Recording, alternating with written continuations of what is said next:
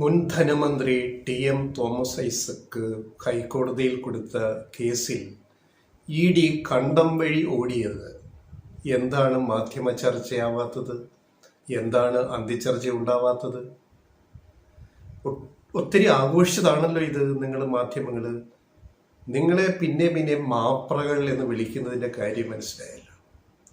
നിങ്ങൾ ഒത്തിരി ആഘോഷിച്ച ഒരു കേസ്, തോമസ് ഐസക്കിനെ, അന്നത്തെ മുൻ ധനമന്ത്രിയെ ഇ.ഡി. ചോദ്യം ചെയ്യാൻ കൊച്ചിയിലേക്ക് വിളിപ്പിച്ചു എന്ന് പറഞ്ഞ് ആഘോഷിച്ച മാധ്യമങ്ങളോടാണ് ഞങ്ങൾ ചോദിക്കുന്നത്. ഇപ്പം എന്തേ ചർച്ചയില്ലാത്തത്, അന്തിചർച്ചയില്ലാത്തത്? ഹൈക്കോടതി ഇ.ഡിയുടെ ചെവിക്ക് പിടിച്ച് ഇ.ഡി. കണ്ടം വഴി ഓടി. 1.5 വർഷമായിട്ടും തോമസ് ഐസക്കിനെതിരെ ഒരു തെളിവ് പോലും ഹാജരാക്കാൻ കഴിയാത്ത നിങ്ങളുടെ എന്ത് അന്വേഷണമാണ് മേലാൽ ഈ വഴി വന്നേക്കരുതെന്നാണ് ഹൈക്കോടതി പറഞ്ഞത്. ഇനി സമൻസ് അയക്കില്ല, പരാതിയും പിൻവലിച്ച് ഒരൊറ്റ ഓട്ടമായിരുന്നു കണ്ടം വഴി ഓടി OMKV. എന്തേ ചർച്ചയില്ലാത്തത്? ഇതാണോ മാധ്യമ പ്രവർത്തനം? അതിൻ്റെ നാൾ വഴിയിലേക്ക് വരാം. കാരണം ജനങ്ങൾ ഇതൊക്കെ അല്ലെങ്കിൽ മറന്നുപോകും, അല്ലെങ്കിൽ നമ്മുടെ പ്രേക്ഷകര്. എന്താണ് ഈ കേസ്? കിഫ്ബിയെ മുക്കിക്കൊല്ലാൻ കൊണ്ടുവന്നൊരു കേസാണ്. കിഫ്ബി എന്ന് പറയുന്ന ഒരു സ്വതന്ത്ര ധനകാര്യ മാനേജ്മെന്റ് സംവിധാനം കൊണ്ടുവന്നത് തോമസ് ഐസക്കിന്റെ നേതൃത്വത്തിലാണെന്ന് നമുക്കെല്ലാം അറിയാം. കഴിഞ്ഞ ഒരു വീഡിയോ ഞങ്ങൾ പറഞ്ഞ പോലെ 80,000 കോടിയുടെ വികസന പ്രവർത്തനങ്ങളാണ് കിഫ്ബി കേരളത്തിൽ നടത്തിക്കൊണ്ടിരിക്കുന്നത്. 80,000 കോടി രൂപയുടെ ഈ കിഫ്ബിയെ, ഇത് ഭരണഘടനാ വിരുദ്ധമാണ്, ഇങ്ങനെ സംസ്ഥാനത്തിന് ഇങ്ങനെ കിഫ്ബി ഉണ്ടാക്കാനുള്ള ഇത് അവകാശമില്ല, ഇത് ബജറ്റിൽ ഉൾപ്പെടുത്തുന്നില്ല കിഫ്ബി വിഹിതം എന്നൊക്കെ പറഞ്ഞിട്ട് ആദ്യം പിന്നെ CAG റിപ്പോർട്ട് വന്നു. CAGയുടെ ചൊറിച്ചിൽ വന്നു, നമുക്കറിയാൻ ഓർമ്മയുണ്ടല്ലോ. അതിന് കൃത്യമായ മറുപടി കിഫ്ബി കൊടുത്തപ്പോൾ അത് പിന്നെ ഇല്ലാണ്ടായി. അതായത് കിഫ്ബി എന്ന് പറയുന്ന ഒരു ബോഡി കോർപ്പറേറ്റ് ആണ്, അതൊരു സർക്കാർ സ്ഥാപനമാണ്.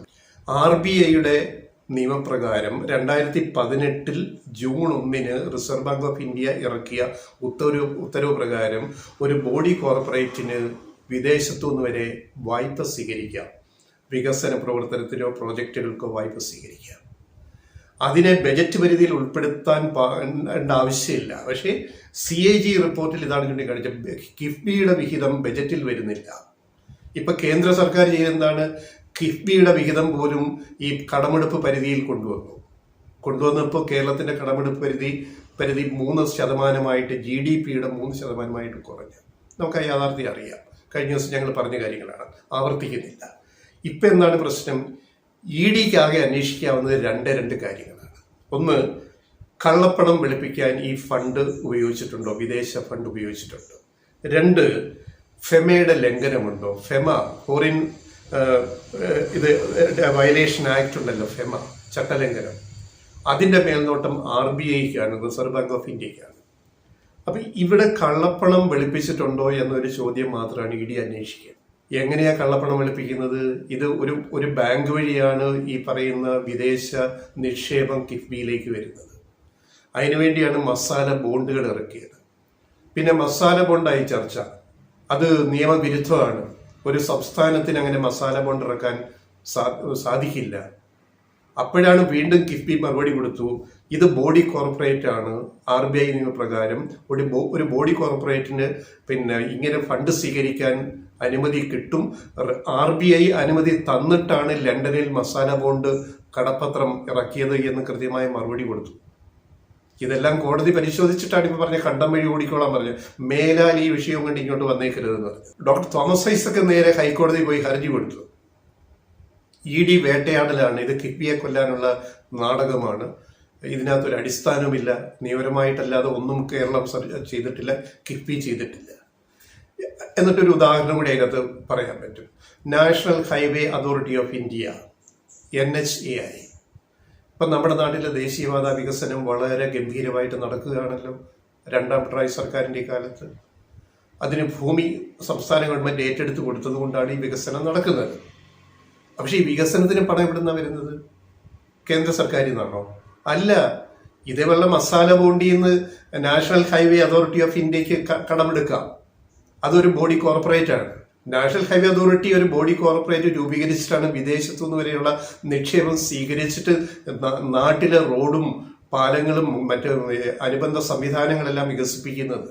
അപ്പൊ നിയമപ്രകാരം എടുത്ത ഒരു കടം കിഫ്ബിയിലേക്ക് വിദേശത്തുനിന്ന് സ്വരൂപിച്ച തുക, അപ്പൊ ഇങ്ങനെ വിദേശത്തു നിന്നുള്ള തുക സ്വരൂപിച്ചാൽ അത് മുടക്കാനുള്ള നാടകമാണ് ഈ നടന്നത്.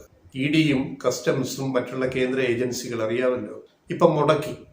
ഇപ്പൊ മസാല ബോണ്ട് വഴി വിദേശത്തുനിന്ന് നമുക്ക് കിഫ്ബിയുടെ ഫണ്ട് സ്വരൂപിക്കാൻ പറ്റാത്ത അവസ്ഥയിലേക്ക് കാര്യങ്ങൾ എത്തിച്ചു.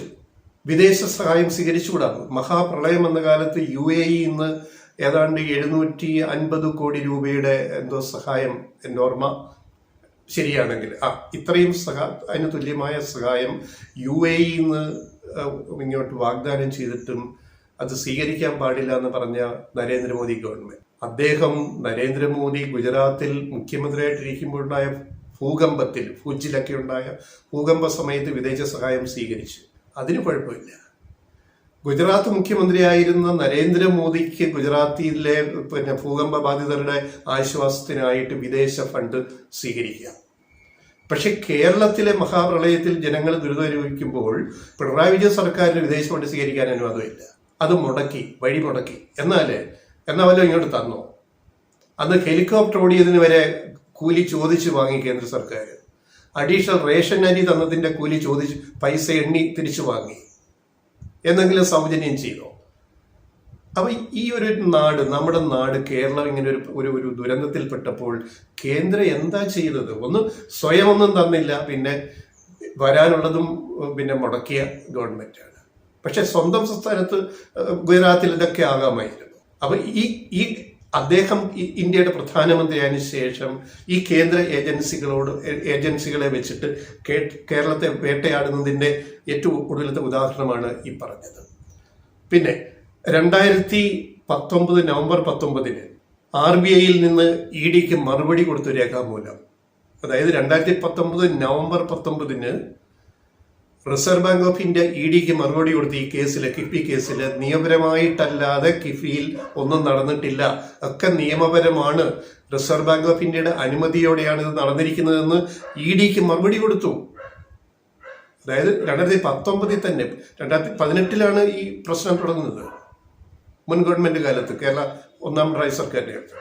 എന്നിട്ടും പിന്നെയും വേട്ടയാടൽ തുടർന്നപ്പോഴാണ് കോടതി പറഞ്ഞ് ചെവിക്ക് പിടിച്ചിട്ട് പൊക്കോളാൻ പറയും, മേലാൽ ഈ വഴിക്ക് ഈ കേസുമായിട്ട് വന്നേക്കരുത്. അപ്പൊ ഐസക് അവസാനം പറഞ്ഞിട്ടുണ്ട്, തോമസ് ഐസക്, ഇനി ED വരികയാണെങ്കിൽ ഞാൻ വീണ്ടും കോടതിയിലേക്ക് പോകുമെന്ന് പറഞ്ഞിട്ടുണ്ട്. ഇനി വരുമെന്ന് തോന്നുന്നില്ല. ഇതാണ് വേട്ടയാടൽ. ഒരു സംസ്ഥാനത്തിന്റെ വികസനത്തെ മുടക്കുക, കഞ്ഞുകുടി മുട്ടിക്കുക. ഇതാണോ രാഷ്ട്രീയം? ഇതാണോ കേന്ദ്ര സർക്കാർ ചെയ്യേണ്ടത്? അത് മാത്രമേ ഉള്ളൂ. ഈ പോരാട്ടം മുന്നോട്ട് കൊണ്ടുപോയി. ഇപ്പൊ കഴിഞ്ഞ ദിവസം ഞങ്ങൾ പറഞ്ഞു, എന്തുകൊണ്ട് കേന്ദ്രം കേരളത്തിന് തരേണ്ടത് തരുന്നില്ല, അതിനെതിരെ ഞങ്ങൾ കോടതിയിൽ പോവുകയാണെന്ന് മുഖ്യമന്ത്രി പിണറായി വിജയൻ പറഞ്ഞിട്ട് സുപ്രീം കോടതിയിൽ ഹർജി കൊടുത്തു കഴിഞ്ഞു. ഇനിയിപ്പം നിയമ പോരാട്ടമേ ഇതിന് മാർഗമുള്ളൂ. അതായത് കേരളത്തെ ശ്വാസം മുട്ടിക്കുന്ന ഈ പരിപാടിയെ നേരിടുക എന്നുള്ളതിനി ജുഡീഷ്യറിയിലേക്ക് പോവുകയല്ലാതെ സംസ്ഥാന സർക്കാരിന് വേറെ മാർഗമില്ല. ഇപ്പൊ തോമസ് ഐസക് കാണിച്ചതുപോലെ ഗവൺമെന്റും ഈ നിലയിലേക്ക് പോകേണ്ട അവസ്ഥ ഇവിടെ സംജാതമായിരിക്കുകയാണ്. വേറെ മാർഗമില്ല.